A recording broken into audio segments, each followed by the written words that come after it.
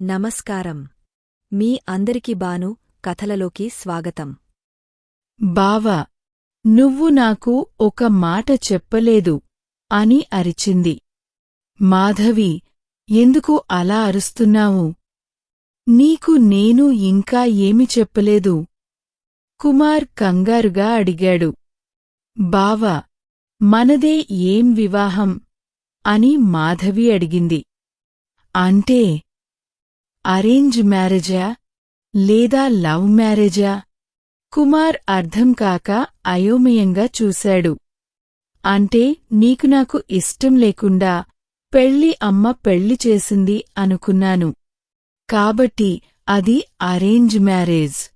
తరువాత నాకు నీమీద ఇష్టం కలిగింది. తరువాత నువ్వు చిన్నప్పటినుంచి నన్ను ఇష్టపడుతున్నావని తెలిసింది.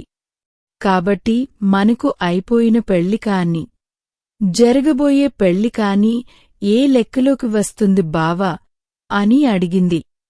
అది నీకే తెలియాలి. నేను మొత్తం కన్ఫ్యూజ్ అయిపోయాను అన్నాడు కుమార్. కొంచెం సేపు మాధవి ఆలోచించింది. సరే బావా, నేను వెళ్తాను హఠాత్తుగా లేచి అంది. ఏం మాధవి, ఇంత హఠాత్తుగా ఎందుకు లేచావు? నిద్ర వస్తుందా అని అడిగాడు కుమార్. తల అడ్డంగా ఊపి మళ్ళీ ఆగి నిలువుగా ఊపింది. మళ్ళీ ఏం ఆలోచిస్తున్నావు మాధవి అన్నాడు కుమార్. ఏమీ లేదులే బావా, నీకన్నీ భలే తెలిసిపోతాయి అంది మాధవి. ఇంతకీ ఏంటో చెప్పు అన్నాడు కుమార్. ఏముంది బావా చెప్పడానికి? నాకు నిద్ర వస్తుంది అంతే. మాధవి లేచి తలుపు తీసి బయటికి నడిచింది. కుమార్ వెనకాలే వెళ్లాడు. మాధవి గేట్ తీసి ఇంట్లోకి వెళ్ళాక గేటుకి తాళం వేశాడు. మాధవి కుమార్ వంక అసలు చూడకుండానే తలుపు వేసింది. లోపలికి వచ్చిన కుమార్ కిటికీలోనుంచి హాల్లోకి చూశాడు. మాధవి దూరం నుంచి ఒక కుర్చీ తీసుకుని వచ్చి కిటికీ దగ్గర కూర్చుంది. ఏంటి మాధవి, ఇక్కడ కూర్చున్నావు? అయోమయంగా అడిగాడు. నీతో ఒక విషయం చెప్పాలి మాధవి చెప్పింది. గదిలో ఉండి చెప్పొచ్చుకదా, ఇంట్లోకి వెళ్ళి మరి కుర్చీలో కూర్చుని చెప్పాలా? కుమార్ అడిగాడు. అవును అని చెబుతూ తల ఊపింది. ఏంటది అడిగాడు. నువ్వు నన్ను ఇష్టపడుతున్నావు అన్న విషయం నాకు చెప్పావా అని అడిగింది. నీకు తెలిసిందిగా కుమార్ అన్నాడు. ఎలా తెలుసు? తిరిగి ప్రశ్నించింది.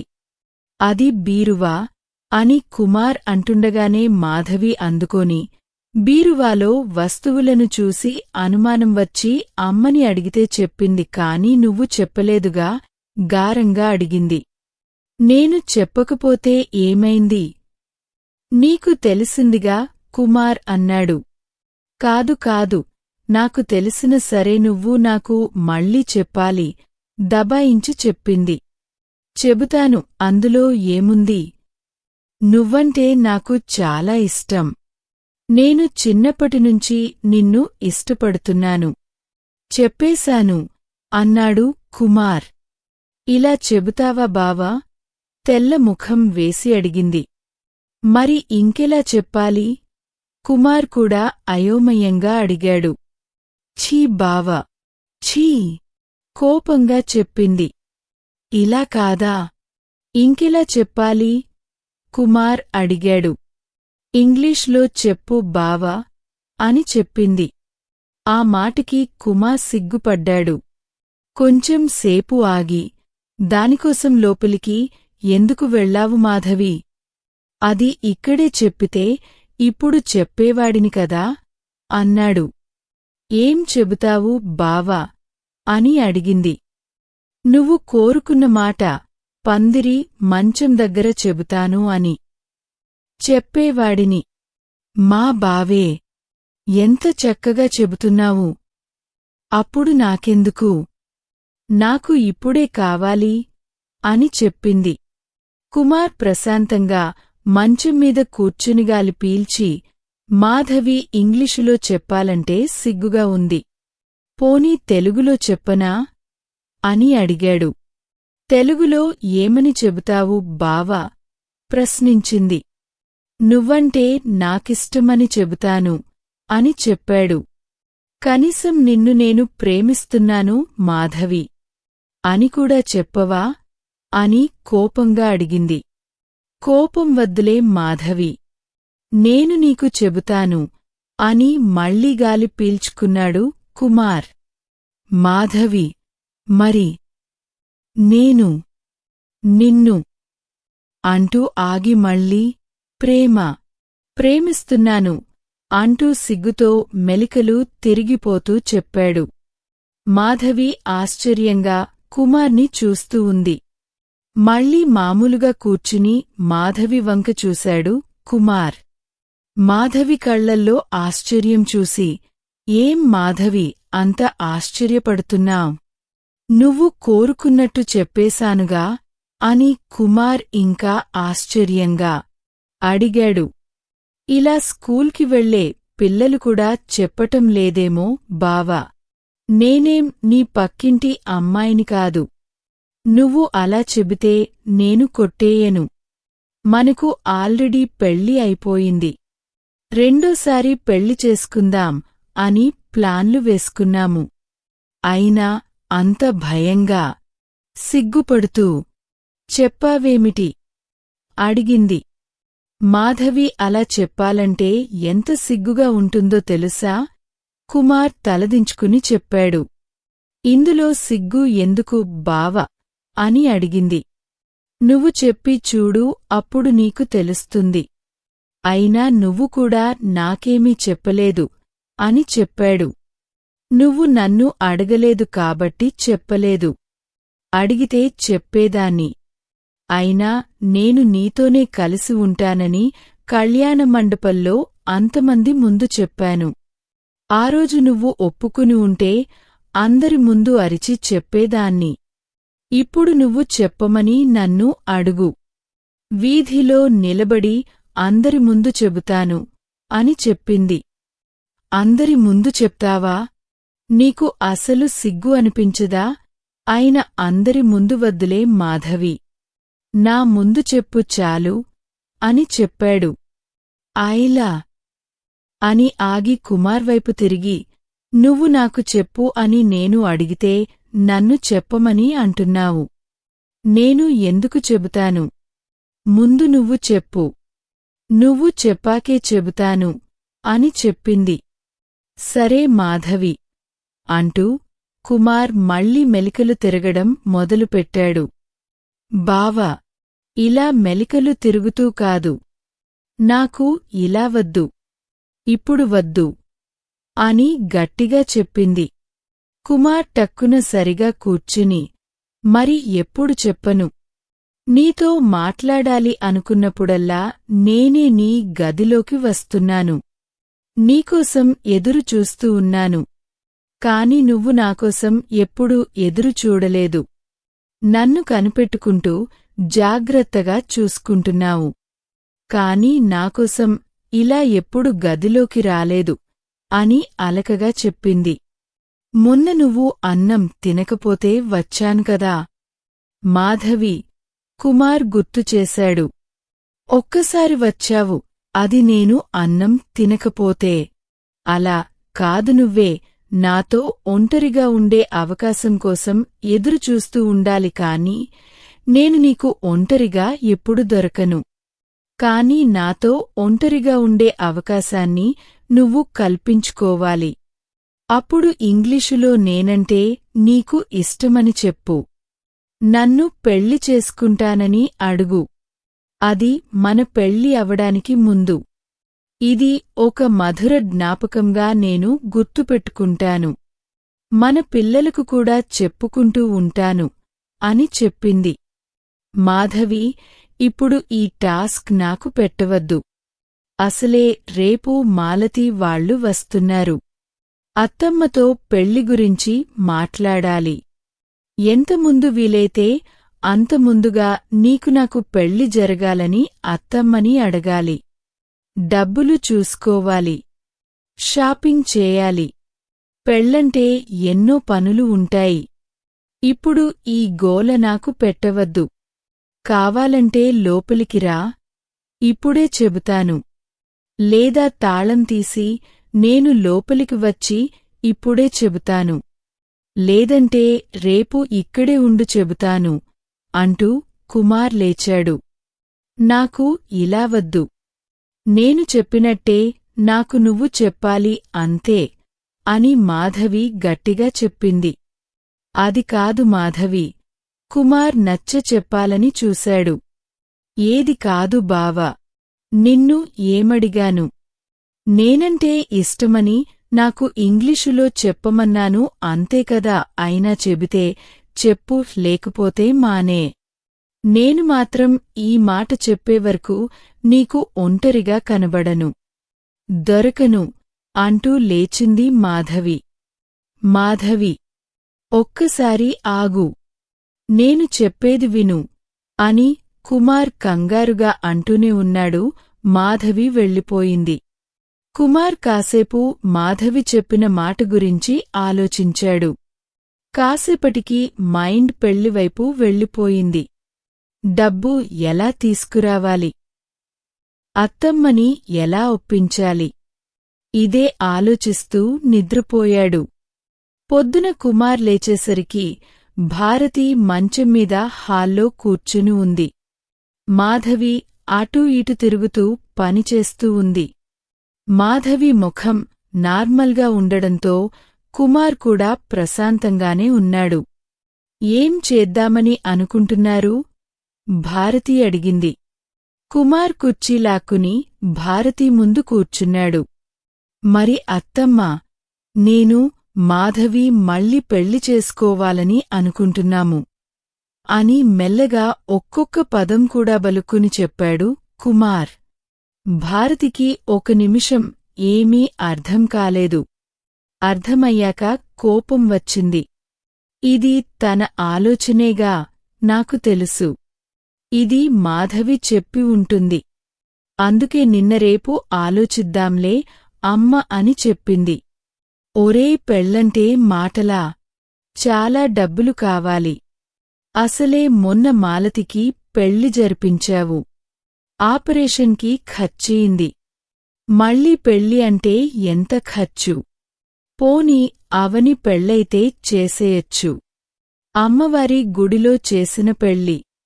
అది జరిగాక ఇప్పుడు మళ్ళీ పెళ్లి చేసుకుందాం అంటావే అని కోపంగా అరిచింది. అది కాదు అత్తమ్మా. కుమార్ మాట్లాడడానికి ప్రయత్నించాడు. ఏది కాదురా? ఏది కాదు? అది ఏం చెప్తే నువ్వు వింటే అది నీ తలమీదికి ఎక్కి తాండవం చేస్తుంది. వద్దు, నేను చెప్పేది విను అని భారతి కోపంగా చెప్పింది. పర్వాలేదు అత్తమ్మా. అలా తలమీదికి ఎక్కి తాండవం చేసేవారు లేరని ఇన్ని రోజులు బాధపడ్డాను. ప్లీజ్ అత్తమ్మా, డబ్బులు సంగతి నేను చూసుకుంటాను. ఆ డబ్బులు గురించి ఆలోచించి ఇప్పుడు ఈ పెళ్లి ఆపుకు. నా అదృష్టం కొద్దీ అందరి ముందు మళ్ళీ తాళికట్టే అవకాశం వచ్చింది. కుమార్ బ్రతిమిలాడాడు. ఒరే పిచ్చి సన్నాసి, అలా చెబితే ఎలారా? నీకు తెలియటంలేదు ఎంత డబ్బు ఖర్చు అవుతుంది. ఉన్న అప్పులు సరిపోవు. ఇప్పుడు అప్పులు చేసి నీ పెళ్ళాన్ని మళ్ళీ పెళ్లి చేసుకోవాల్సిన అవసరం ఏమి వచ్చిందిరా? అంటూ భారతి ససేమీరా ఒప్పుకోలేదు. అప్పులు ఎక్కువైతే కుమార్ పడే ఇబ్బంది గురించే భారతి ఆలోచన మొత్తం ఉంది. కుమార్ ఎంతసేపు బ్రతిమలాడినా భారతి ఒప్పుకోవట్లేదు. కుమార్ బ్రతిమలాడుతూ ఉంటే భారతి ఒప్పుకోకపోయేసరికి మాధవికి కోపం వచ్చింది. బావా, పెళ్లి ఏమి వద్దులే, అమ్మకి అంత ఇష్టం లేనప్పుడు నువ్వు బ్రతిమిలాడటం ఎందుకు? వదిలే. ఎందుకు అంతసేపు బ్రతిమలాడుతూ కూర్చున్నావు? అని మాధవి కోపంగా చెప్పింది. అదే సమయంలో మాలతి బుజ్జిని ఎత్తుకుని వచ్చింది. ముగ్గురి మొహాలు తేడాగా ఉండడం గమనించింది. ఏం జరిగింది, ముగ్గురు అలా ఉన్నారు అని అడిగింది. కుమార్ చెప్పబోతుండగా మాధవి అడ్డువచ్చి కుమార్ చెయ్యి పట్టుకుని లాక్కెళ్తూ, బావా, నీ అత్తమ్మ సంగతి నీకు తెలియదేమో, నాకు బాగా తెలుసు. వద్దు అన్నప్పుడు నీకు నాకు బలవంతంగా పెళ్లి చేసేవరకు ఆపరేషన్ చేయించుకోలేదు. చేసుకుంటాము అన్నప్పుడు మంచం ఎక్కిదిగటం లేదు. నాకు పెళ్లిగిళ్ళి ఏమీ అక్కర్లేదు. ఇప్పుడు నువ్వు స్నానం చేసి షెడ్కి వెళ్ళిపో. ఇంకా నాకు ఇప్పుడు ఎవరు కోపం తెప్పించొద్దు. నాకు కాని మండిందనుకో అంటూ అరుస్తూ ముందుకు అడుగులు వేస్తున్న మాధవి తన అడుగు ముందుకు పడకపోయేసరికి ఆగి వెనక్కి తిరిగి కుమార్ వంక చూసింది. నువ్వు ఆగు మాధవి, కాసేపు అరవకుండా ఉండు, నేను మాట్లాడుతున్నానుగా. కుమార్ మాధవిని తన చేతులతో ఆపుతూ మెల్లగా అన్నాడు. ఏంటి ఆగేది? అప్పుడు కూడా ఇంతే. పెళ్ళివద్దు, ఆపరేషన్ చేయించుకో అని గంటసేపు బ్రతిమిలాడావు. ఒప్పుకుందా? లేదు. మళ్ళీ నేనే దిగివచ్చి పెళ్లికి ఒప్పుకుంటే మన పెళ్లి చూశాక ఆపరేషన్ చేయించుకుంది. సరే, ఎలాగోలా ఇద్దరం ఒకరినొకరు ఇష్టపడుతూ పెళ్లి చేసుకుందామంటే ఇప్పుడు ఒప్పుకోదా? అప్పుడు నువ్వు వద్దు అన్నావు కాబట్టి అంతసేపు బ్రతిలాడుతుంటే ఊరుకున్నాను. ఇప్పుడు బ్రతిమలాడితే ఊరుకుంటానా అంటూ మాట్లాడుతూ ఉంటే భారతి అడ్డువచ్చింది. ఊరుకోకపోతే ఏం చేస్తావే? వాడిని మొత్తం అప్పుల్లో ముంచేసి ఏం చేద్దామని నీ కోపంగా అడిగింది. అవును, ఇప్పుడు చేసిన అప్పులన్నీ నావల్లే కదా అంటూ మాధవి మాట్లాడబోతుండగా ఈసారి కుమారే తన చెయ్యి లాక్కుని ముందుకు తీసుకెళ్తున్నాడు. మాలతికి విషయం మొత్తం అర్థమైంది. ఏంటమ్మా ఇది? బావా, మాధవి మళ్ళీ పెళ్లి చేసుకుంటారా?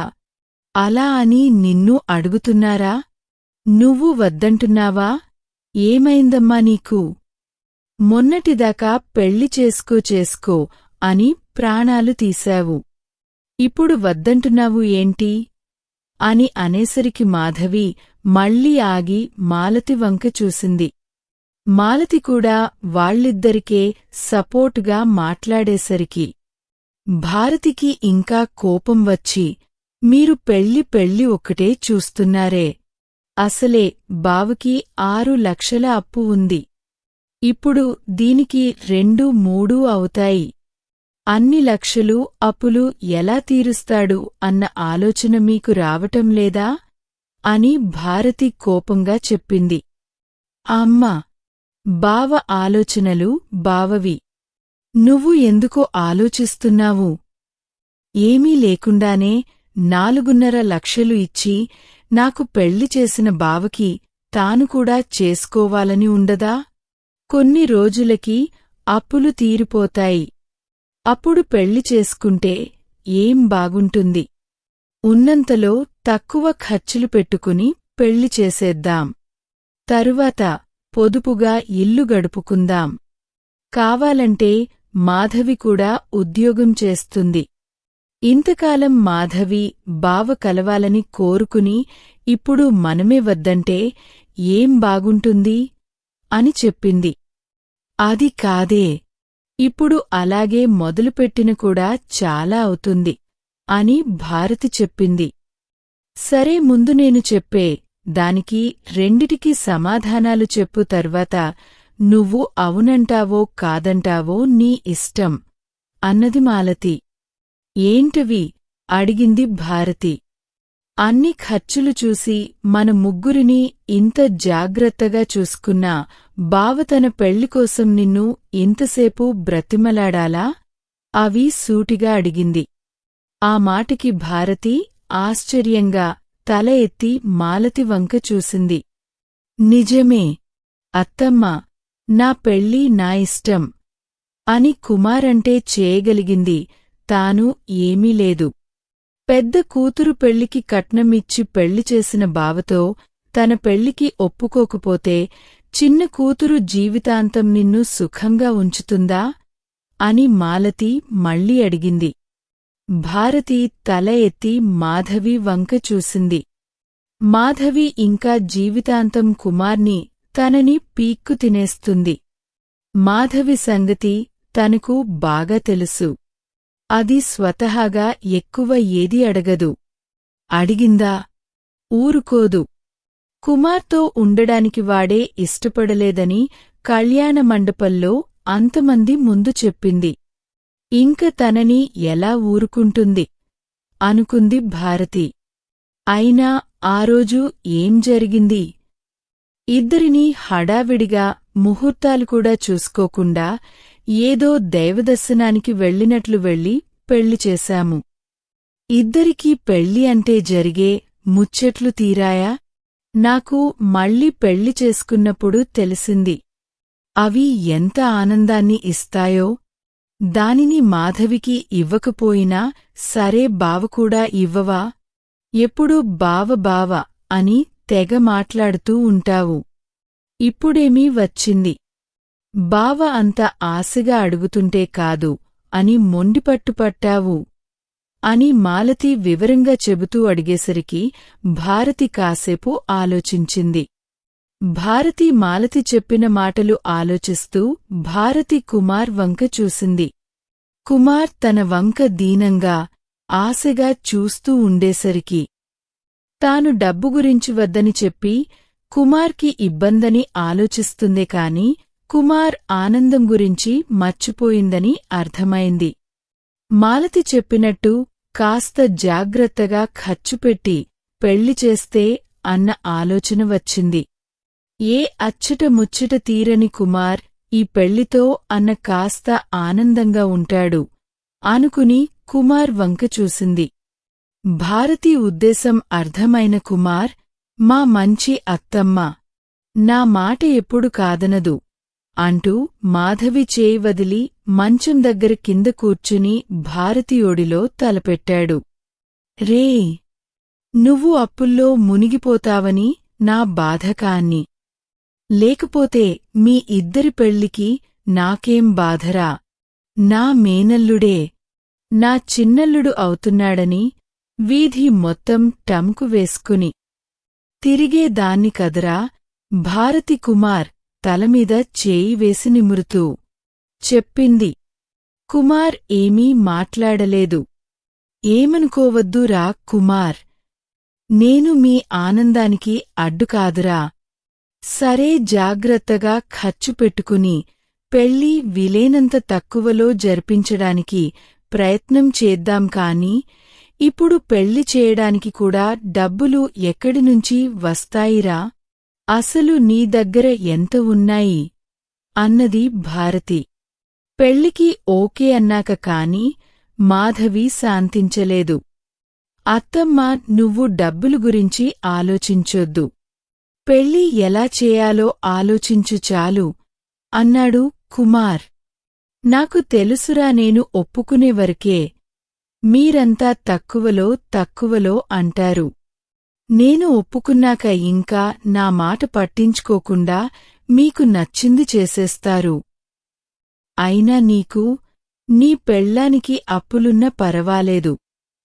పెళ్లి కావాలి, ఆనందంగా ఉండాలి అంటే నేనెందుకు ఒప్పుకోను? సరే కానియండి అన్నది భారతి. కుమార్ భారతి ఒడిలోనుంచే తల కాస్త పక్కకు తిప్పి మాధవి వంక చూసి నవ్వాడు. మాధవి మాత్రం తిరిగి నవ్వలేదు. ఆమెకు ఇంకా కోపం తగ్గలేదు.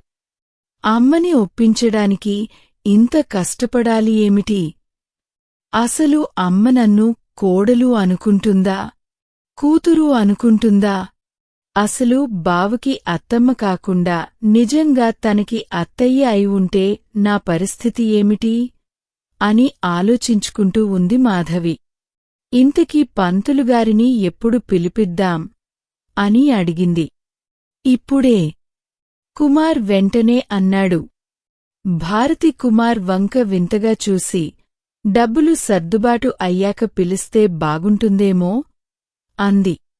పంతులుగారితో మాట్లాడాక డబ్బులు ఎప్పటిలోపు కావాలో నాకు ఒక ఐడియా వస్తుంది అన్నాడు కుమార్. ఇంకా ఉంది. ప్లీజ్ సపోర్ట్ చేయండి. అమూల్యమైన సలహాలను కామెంట్ల రూపంలో అందిస్తారని ఆశిస్తూ మీ ఎస్. బాను. మీకు ఈ కథ నచ్చినట్లయితే లైక్ చేయండి, షేర్ చేయండి. ఇంకా బాను కథలును సబ్స్క్రైబ్ చేయడం మరిచిపోకండి. Thank you.